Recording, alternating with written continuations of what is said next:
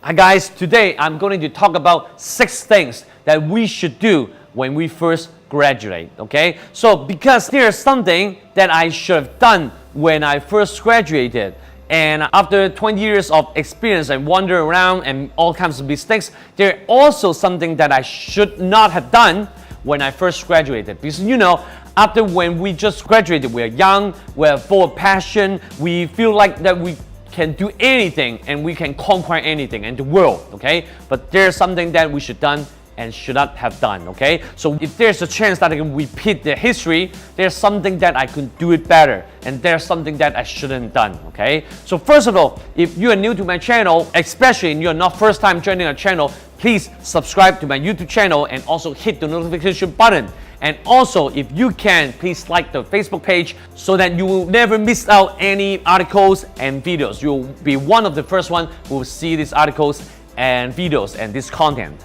So first of all, when we first graduated, we're really looking for our dreams and maybe planning for our lives and what kind of paths that we should take to be retired, something like that. So one of the first things that come across in our minds is really investment, right? Investing, okay? Even if you don't invest in stock, you really have to come across the word investment eventually in your life, because housing is an investment also. So I know, so if we want to invest, we really don't want to take that much risk, right? And we don't know this and we're not sure about that, so we're really full of uncertainties, okay? So first thing is, I will break down 6 points. Hopefully you will have a clear path on what you're going to prepare to accumulate or start accumulating your wealth, okay? So the first thing is to understand the economy cycle, okay? What does that mean? The economy cycle is really simple. It's bull market and bear market. It's expansion or recession. If you're buying a house, the right house, right asset at the wrong time, meaning you buy the house at the peak of the bull cycle and the bubble is bursting, right? And you really have like 2 to 3 years of suffering and self-blaming, all right? Even though housing market and house will not go to zero, right? But you really, maybe you're renting out your house and you cannot pay up the mortgage, stuff like that, okay? So you can invest in a really good asset, but at a bad time, okay? Or you can, at the worst case, invest in a bad assets, but at the right time, right? So eventually you will profit a little bit or you won't lose as much money, right? But if you happen to invest in the good assets at the right time, so the key is timing, okay? And this timing is something that is repeating itself over and over. So the stock market and housing markets are all really unpredictable, right? One thing is predictable, is bull market, bear market, okay? Expansion, recession. People are too optimistic and too pessimistic. It's always like that. So it's one key, there's one simple key. There are many signals to identify it's more likely to be a bull market right now or it's more likely to be a bear market right now.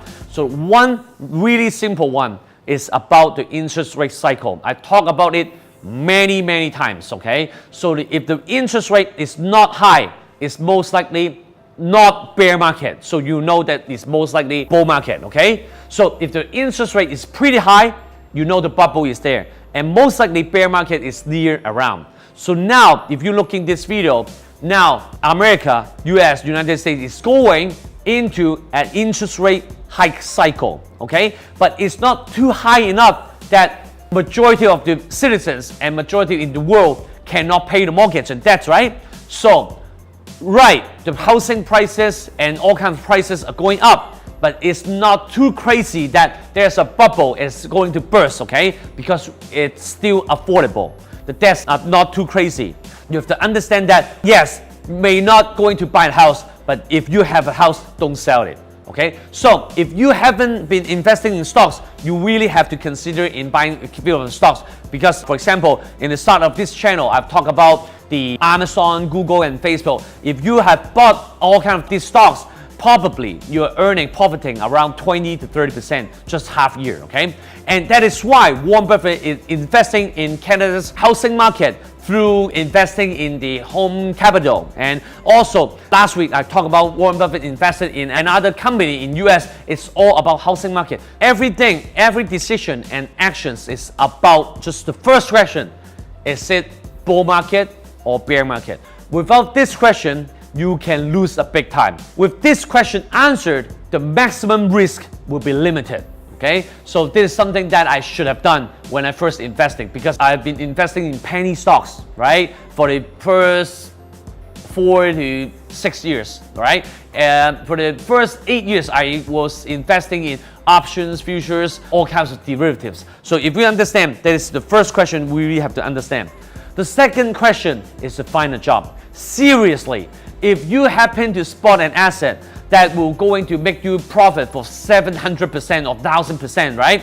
But if you don't have money, or you just have $1,000, okay? So that is really useless, right? If you have $1,000 and you can earn $5,000, that's nothing, because after mortgage and after getting married and after having babies and children, you know $5,000 will not take us anywhere. You have to think bigger, think longer. You have to do something and build a platform for ourselves that are 10 years and 20 years after, okay? So it's not about tomorrow if I can afford an iPhone 8. That's really nothing, okay? So it's about a formula and consistent structure and system, and can be repeatable. It's repeatable and you can use it for a lifetime. You can accumulate something for a lifetime. So you need to find a job. You can have targets, but if you don't have the bullets, you can't fire anything, okay?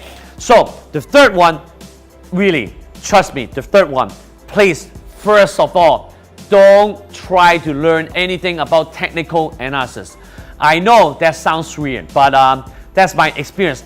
Technical analysis is something that is really mysterious, and it's something like a big black hole that will suck away all of your energy. It's something that is really hard to prove in, hard to quantify. So it's like wave theories and stuff like that. So nowadays, I would not use technical analysis to do stock picking, okay? Because technical analysis is really the potential of finding a really, really long-term growth stock is really low. It's always like profiting a little bit, but it is really time demanding, okay? So now I suggest you guys to first of all look at the economy and what kind of stocks or any assets that will potentially give you greatest return. So the key is biggest return and also the biggest passive return. So it's not time demanding, but the potential is really good. Then we'll look at technical analysis of when specifically at what price I should kick into the stock or the market. So that is the second question. The first question is bull and bear market. The second question is what assets, okay? Just like choosing a house, if you don't really like the house, why should you offer? Why should you offer the price, right? It's the exactly same thing. So if we first stuck inside the TA, technical analysis, then we may happen to look at everything really micro, okay? Really small. So we really have to think of the formula, think of something that's life term, something that will generate biggest passive return potentially for us, okay? So then we can learn TA, all right? The fourth thing is we really start to learn how to deal with losing money, okay? Because I've heard of many stories that, oh, my investment experience has been 20 years. 20 years, so you're pretty experienced, right? No, I just bought one stock. Which stock is Nortel?